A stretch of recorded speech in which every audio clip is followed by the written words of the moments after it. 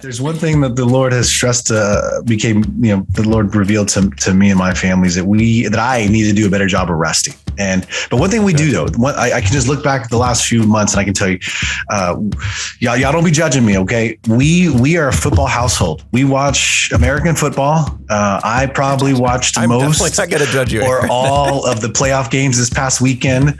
Right now, Michelle and I, we've hopped on the Buccaneers bandwagon. That's hard for me, but okay. I know. I apologize, Hermana. I think the reason I couldn't stand Tom Brady when he was with New England, but what changed is he left the space and he went to Tampa, and I began thinking about it. Like, I'm in my late 30s. There are not many players older than me. What changed is that you're starting to become middle-aged, and so all of us middle-aged people are like, I used to hate Tom Brady, but now I love him. Why? Yeah. I think. That's exactly it. Game. Yeah. That's right.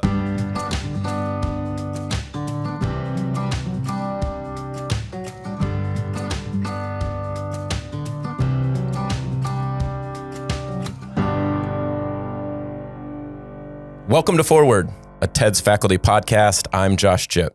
And I'm Madison Pierce. Today, we have the pleasure of interviewing Aaron Reyes. Aaron has an MDiv from TEDS and is now the pastor of Hope Community Church in Austin, Texas. He's a board member of the Crete Collective, and he is dean of Vida House. We're looking forward to introducing you, Aaron, and having everyone getting to know you a little bit better. But let me just add one little personal touch. I think you're also the Kenneth Concert Award winner from 2012, 2013, right? Is there something? That's right. Good memory, brother.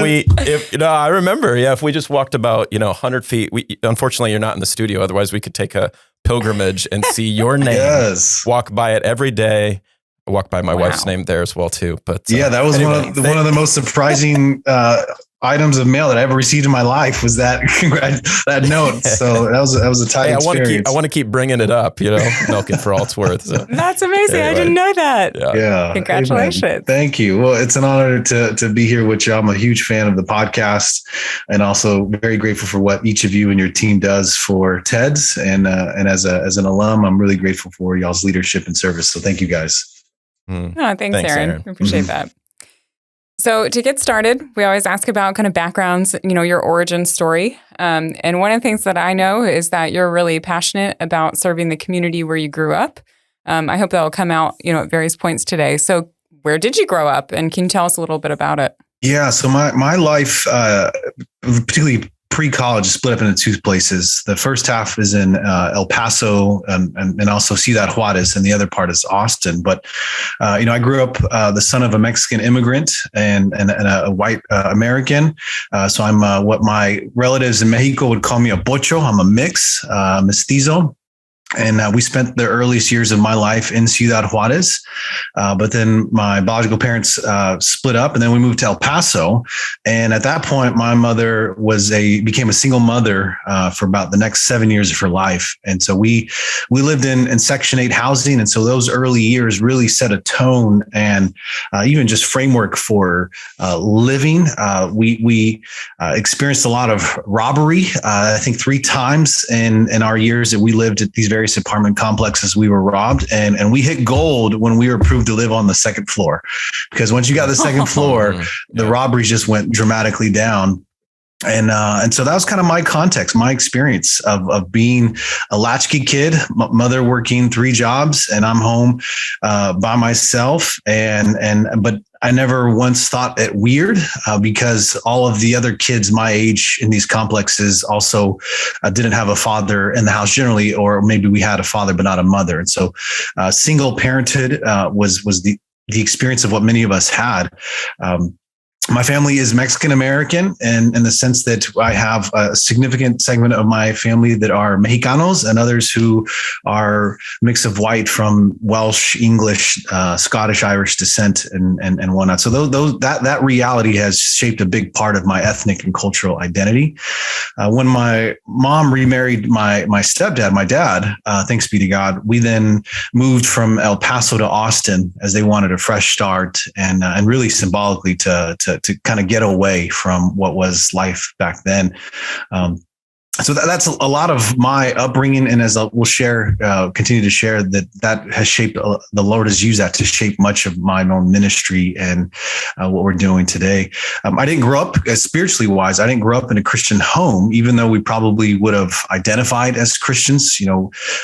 Half of my family, we were Catholics, nominally Catholics, and the other were nominally Baptists, but we never went to church. And it wasn't until my sophomore year of high school that I heard the gospel really for the first time and became a Christian. And so that's where the Lord, that when he saved me, and I've been walking with the Lord ever since. So those are the two big aspects of my life right there.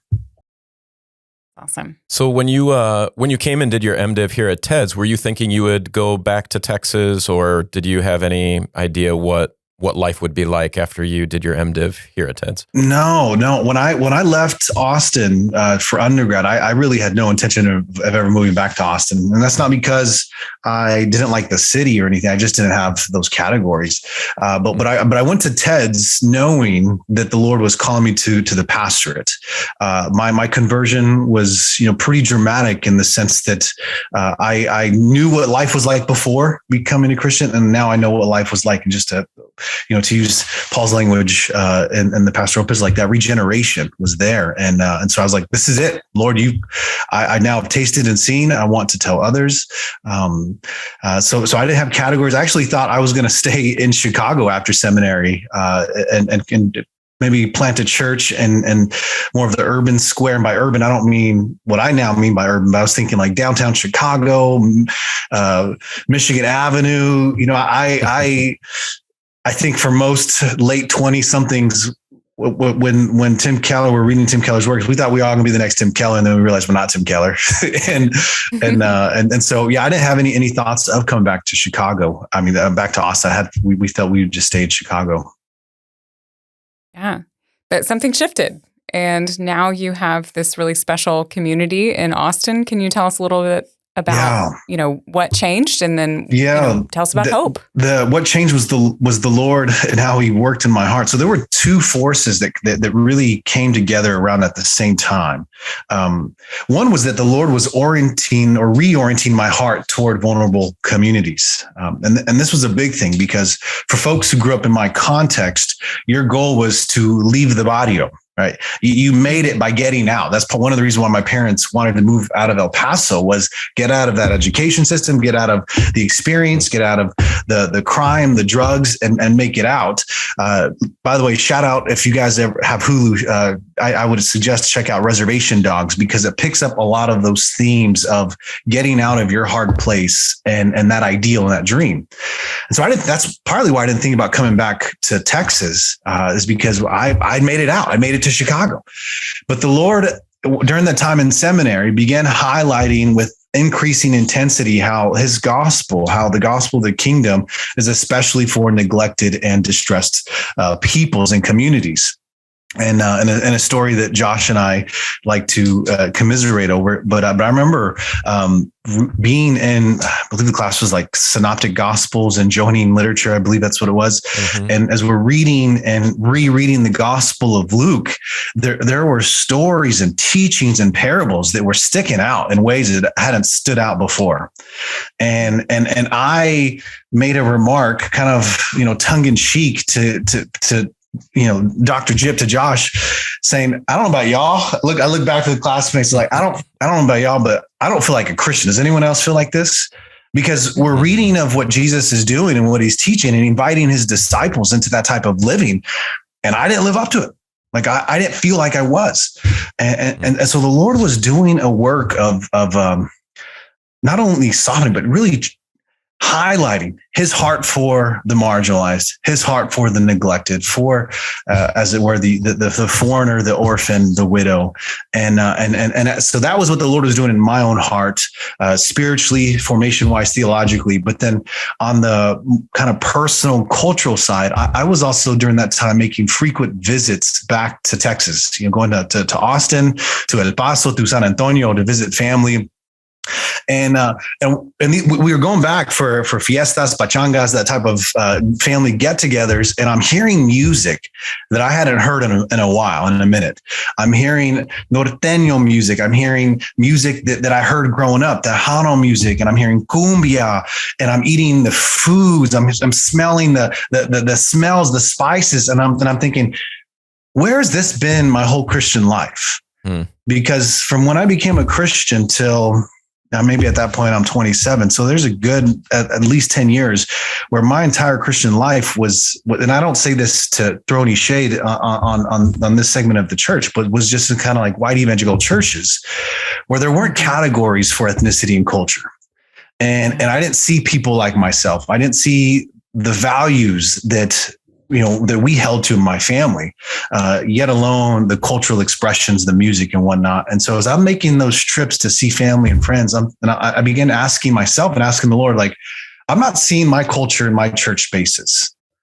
And what is that? And so there was this dissonance. I've heard other people mention kind of like almost a racial identity crisis where I'm trying to figure this out. So those were the two main big forces. God shaping my heart towards these vulnerable, neglected communities like I came out of, but also this cultural transformation or maybe formations that the Lord is doing in my life to narrow us in.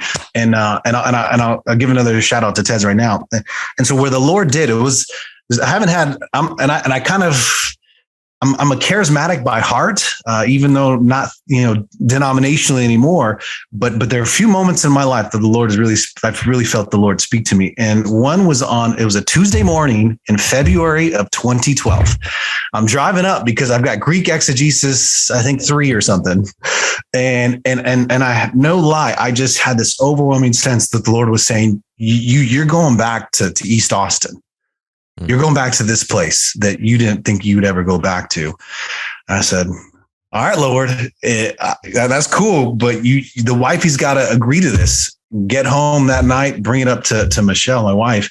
And I said, babe, you wouldn't believe this. I felt the Lord saying this. And she said, you know what? I've been sensing the same thing from the Lord. Like, okay, God, my life is in your hands. Wow. That's awesome. That's awesome. That's really cool.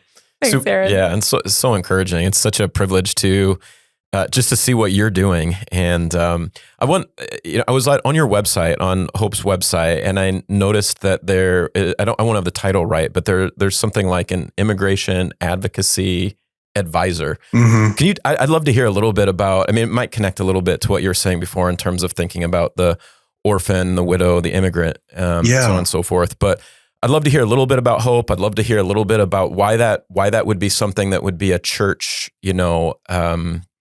motivated staff member or whatever it is, as opposed to just, thinking, well, that's what politics is for, something along those lines. That's right.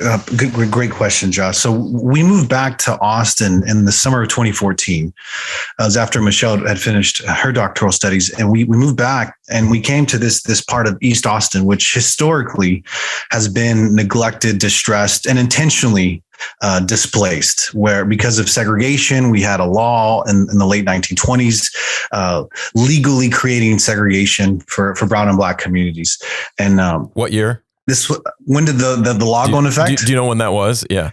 It's called the Koch Master Plan. I want to say 1929. That's either 29 or 27. Yeah. Mm-hmm. Are you familiar with it, Josh? No, I'm just I don't know. I just think like sometimes when we talk about these laws, they're not always ancient history, but it's in 100 years ago. Our grandparents, generation, which is not that long ago, which is sobering.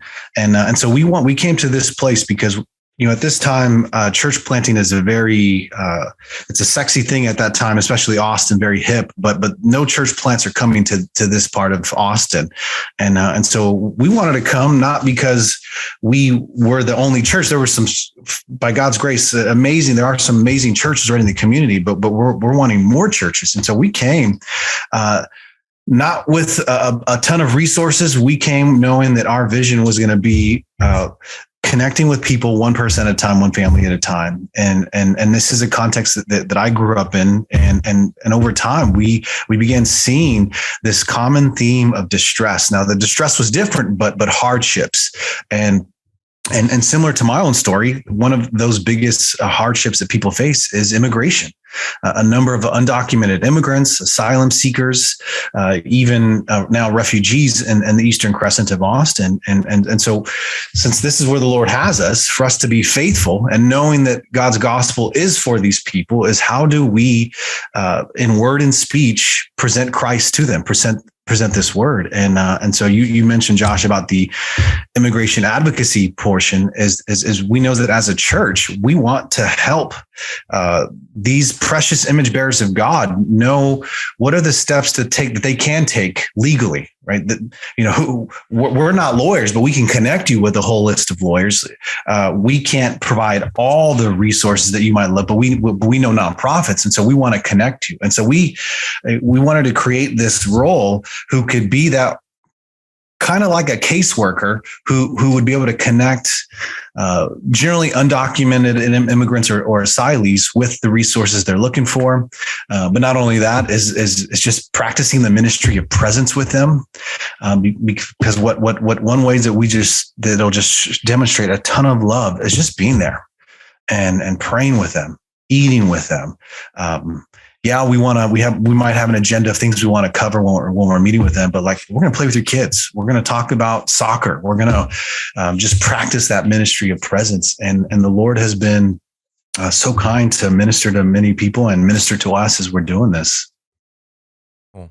Thanks. One of the really special things that I appreciate about Hope, which I really love as a community, is it's multicultural, and it's multicultural in a real way, that you really do go and experience a lot of different cultures rather than, having different people, but really only having, one culture represented in the leadership and things like that. So could you tell us a little bit about how you've cultivated a multicultural community and what that looks like for y'all? Mm-hmm. No, that's a great question. It's come by a lot of intentionality and prayer. And I use that word deliberately because if we're not intentional with the cultural expressions that we bring into worship, into the other aspects of the church, is that the default, current of our American church is just going to be kind of more white evangelical church, since that's the bigger current within the American church, whatever. And so for us is how do we intentionally create those spaces? I believe, Madison, when you came and preached at Hope that Sunday, maybe we had, or was it the week before, but we had a brother and sister reading in Mandarin and in Spanish. Yeah. And that's intentional because we also want to hear the languages that are spoken in the families of our church. And it's amazing. If you go on any given Sunday, you might hear in our children's ministry, you'll hear English, Spanish, and Mandarin as well, because God and his providence has brought a number of Asian American, particularly East Asian Americans, into our church. And so we want to be intentional with that. And it's also born out of the story of me and my wife. My wife, Michelle, she's Indian American. I'm Mexican American. There's a number of similarities between our cultures, but also a lot of differences. And we realize that those differences aren't bad. Those are actually God-given. And how do we celebrate them? And so how that plays out on a Sunday morning is we want to incorporate different musical expressions in different languages. We want to invite people to pray in their native tongue when we invite them to pray. I only know 2 languages. I wish I knew more. So but maybe if in the Lord's kindness and mercy, we might have someone being able to preach it in a language other than English or Spanish. But we just want to create those rhythms and that environment where people are seen, they're felt, they're celebrated. And I praise God. If I can just even be even more off the cuff right now, is this past Sunday morning before church, I had breakfast with a newer family. They're a mixed race couple. Husband is African American. And he gave me one of the greatest compliments that he said that, he's never been to a church where he as a Black man has felt seen, affirmed, and dignified. Which is heartbreaking and wonderful for y'all, certainly. Yeah. And I think partly what helps us, create that and be that, is that we want to see people's cultures and not submit to this kind of colorblind Christianity, but to see ethnicity as a beautiful thing created by God, to see all the stories, the unique individual stories of each person, and see that as loved by God, and to honor that, celebrate that, and to show like Jesus came for all of you. Yeah. I wonder, just as you're saying that about, getting away from a colorblind Christianity and one that values all peoples and cultures. And you mentioned your wife. You want to give a little plug for your wife's, for Michelle's recent book? Yeah, absolutely. I think it is. Do something with that, right? Or two? Okay. Yes, we got it somewhere here. Sorry, we don't have a copy here. But normally she has it right. Oh, it's right here. Yeah, there we go. Oh, for those who are watching via video, last spring she came out with a book called "Becoming All Things: How Small Changes Lead to Lasting Connections Across Cultures." And I'm so proud of her and grateful for her leadership and her willingness to weave in not only her stories, but her research on theology and praxis and kind of social sciences on the topic of cross-cultural engagement, and how we as Christians and even pastors and leaders and professors can learn to adapt ourselves to reach other people of different cultures. So it's a fantastic resource. And then also, this is another shameless plug. In May, she's coming out with another book that she's co-authored with a friend called "The Race-Wise Family," and it's several habits. I think it's like 5, but a couple different habits on how to cultivate a family that is kind of more race-wise. And so she's a huge resource to us. She's also a scholar in residence at Hope Community Church, and as a scholar in residence is with her research, her writing, and she's able to not only present but to help shape and disciple us on these matters. So I personally benefit from being married to Michelle, in so many ways, but even professionally, pastorally, that's awesome. It's a huge blessing. That's really cool. Thanks for marrying her into the Tense family. We're benefiting. Amen. Amen. That's great. So, Hope is part of a broader movement called Crete Collective. I've got it written down here that Crete Collective exists to establish gospel churches in distressed and neglected Black and brown communities.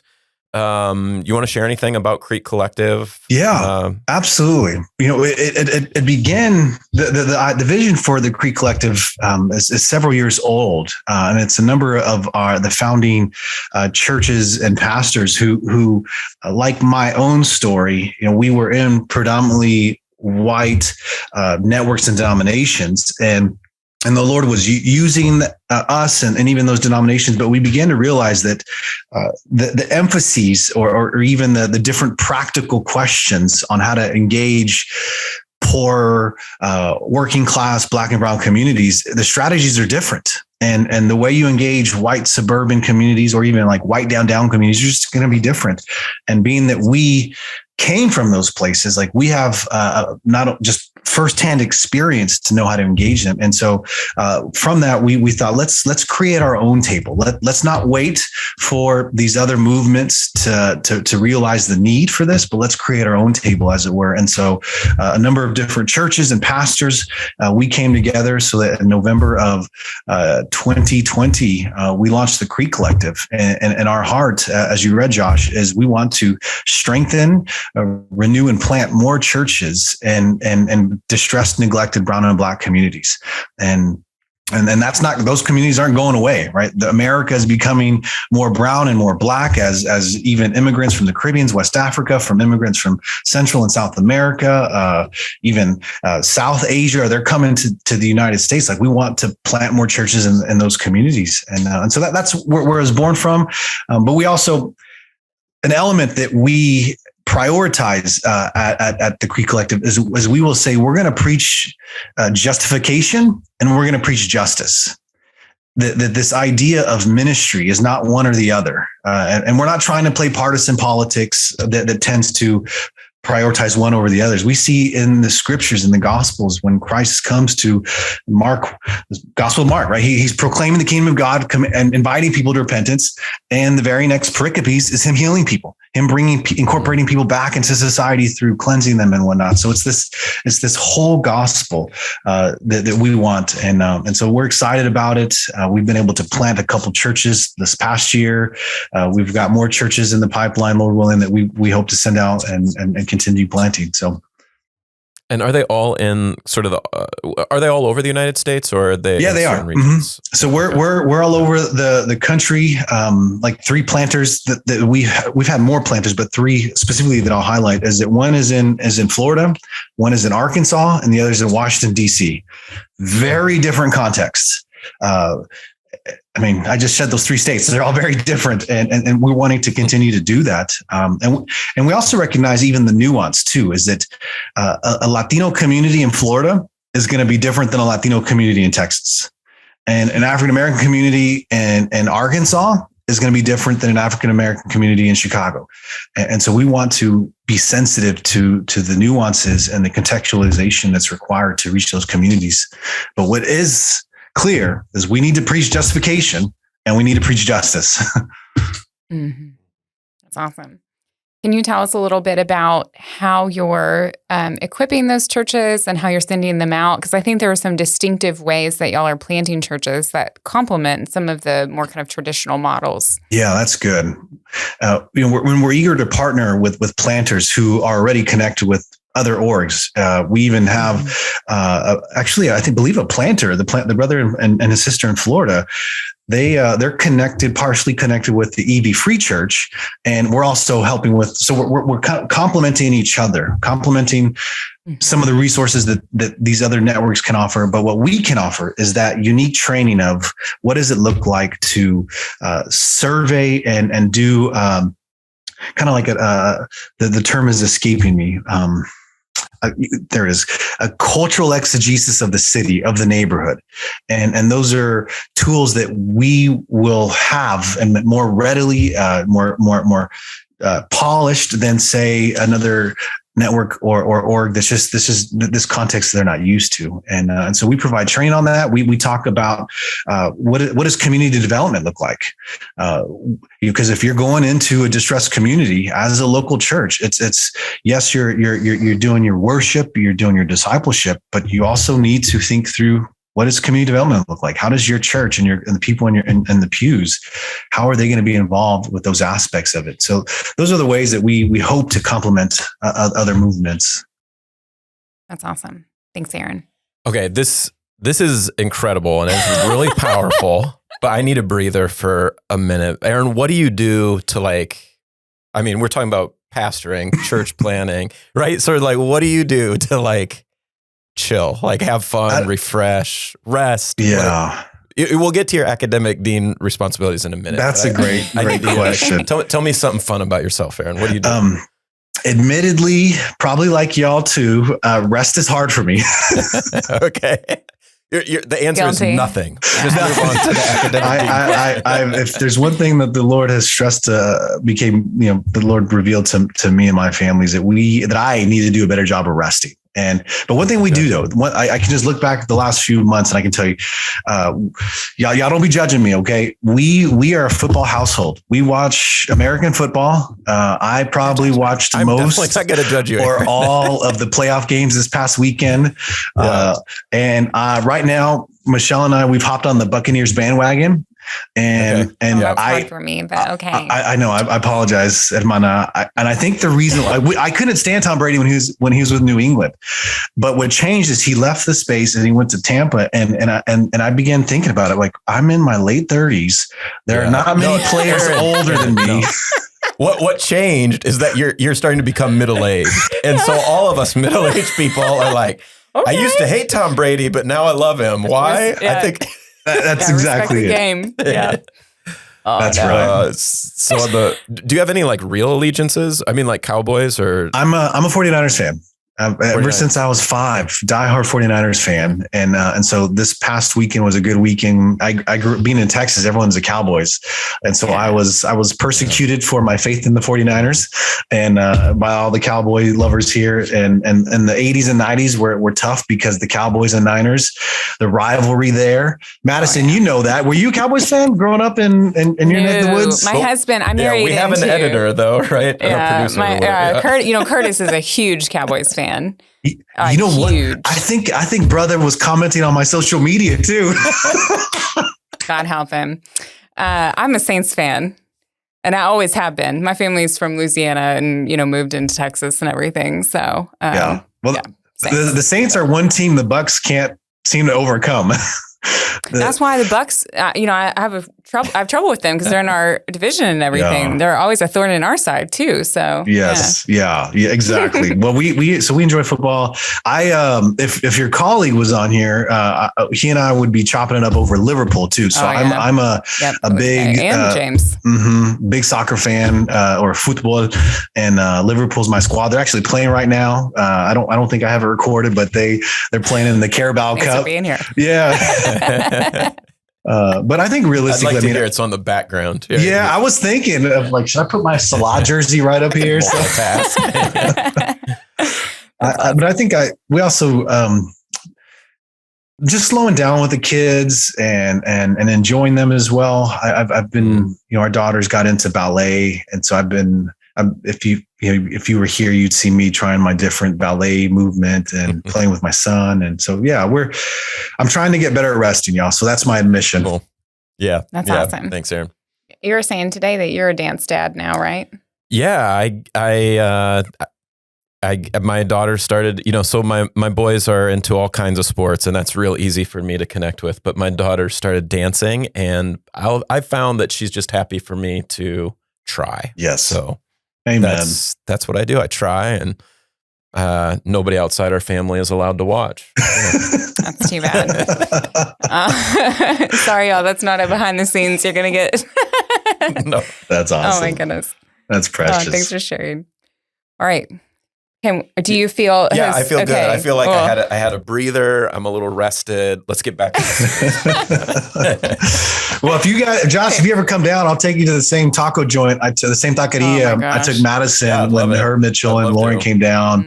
I do like eating good food. I don't know if I can self-claim as a foodie, but there's another thing that Michelle and I like to do is try new foods, cook new foods. Totally. Yeah. Sports and food. That works for Josh. Perfecto. Yes. Well, good. Yeah. So the last thing that we need to talk about is Vida House. And so the academic dean, and this is there are a lot of threads, obviously, that pull together your different hats. Because you have a passion for serving those in your community and those from other distressed communities. So tell us, how does Vida House kind of live into that part of your vocation? Yeah. So my colleague with Vida House, he was a missionary in South America, in Peru for a number of years. And myself, with my own experience, we began realizing that one of the biggest challenges that many pastors and teachers have in much of the global South, but even here in the States, is access to theological education and spiritual formation and missional formation. And so Vida House was born out of this desire to help our communities and our pastors and our leaders grow in these tools and whatnot. And so it's intentionally called Vida House. Vida is the word for life. And we want to have this kind of Spanglish flair because we're in Texas, we're in Tejas, and a number of churches that we serve and connect with are Spanish speaking congregations. And we're simply wanting to provide that space where we bring in instructors who are scholars or very knowledgeable in their field and just offer their tools to these up and coming leaders or current leaders in the church to serve these brown and black communities. And so that's our heart, behind that. And in God's kindness, we're still going on. And we're also realizing that not only for just black and brown communities, but even more so just working class communities, that we want to offer this space and this education to serve these churches and help these leaders be encouraged and empowered to serve and in their various contexts, and also to be okay with that, because the lie of our kind of production based world that we live in, and it's a burden that small churches can't bear, and pastors are so difficult to bear, is that they have to compete with what those bigger churches are doing. In order to survive or to feel like they make it. And so one of the small things that we try and do at Vida House in the different classes is that whether your church is 20 or 80 or 200, the Lord is pleased with your work if you're being faithful to his call and faithful to the gospel, and to not be discouraged or dissuaded. So that's a little bit about Vida House, of what we're trying to do by the Lord's power and the Lord's grace. It's awesome. Yeah. Well, Aaron, thanks so much for being with us. We are proud of you and praise, like as a TEDS alum, and praise God for you and the work that you and Michelle and your team are doing. So just want, Madison, I want to say thank you for taking time to chat with us and share about what God's doing through you and the wonderful ministries you're a part of. Yeah. Thank you, brother. It's always good to spend time with you. Yeah. Thanks, guys. My honor. Oh, thanks, Aaron. That's just the foreword. Be sure to check out all of the organizations that Aaron leads and serves in. We'll have some links, I think, in the show notes, that's right, Madison? Yep. And we also encourage you to consider partnering with the Crete Collective if you resonate with its mission, as Aaron shared. Finally, we'd also encourage you to be like Aaron and come to TEDS as well. Let's go. There we go. Thanks so much to Aaron, our guest, Aaron Reyes, our guest. We want to thank Lauren Januzik, our incredible grad assistant. Want to thank our wonderful producer, editor. Dejected Cowboys fan. We are so sorry about, but fire Mark McCarthy. Just you start. Everything's going to work out probably next year. And I'm Josh Jipp. I'm Madison Pierce. Thanks, y'all. Foreword is a podcast hosted by faculty at Trinity Evangelical Divinity School. The views expressed by the hosts and guests of Foreword do not necessarily represent the views of Trinity Evangelical Divinity School. You can subscribe to our newest episode on your preferred podcast app or at forewordpodcast.com. Be sure to follow us on Twitter and Facebook at Foreword Podcast to get updates and additional links to content. Trinity Evangelical Divinity School is located 25 miles north of Chicago, with extension sites across the country and online. Trinity educates men and women to engage in God's redemptive work in the world by cultivating academic excellence, Christian faithfulness, and lifelong learning. You can find more information at teds.edu.